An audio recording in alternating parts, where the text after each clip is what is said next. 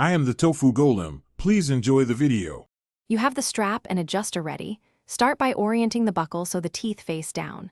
Push the strap tail through the nearest adjuster slot, pulling until the stitched end sits against the adjuster. Once done, keep the strap flat and apply gentle tension so fabric slides evenly. You do this to align the fibers and prevent twisting later, which makes tightening smoother and reduces wear. Make sure the tail is long enough for a second pass without excess bulk. Now route the strap back through the second slot or loop designed to lock it. This creates the friction point that holds tension. Pull firmly while smoothing the strap so wrinkles don't create uneven pressure points.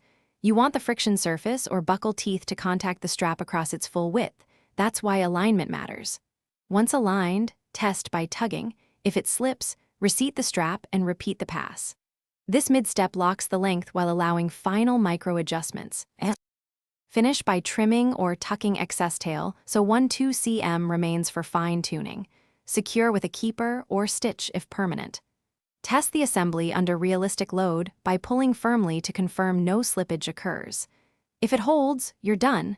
If it slips, rethread and check that the adjuster isn't worn and that the strap isn't twisted. As a troubleshooting tip, reverse the strap orientation or add a secondary keeper to increase.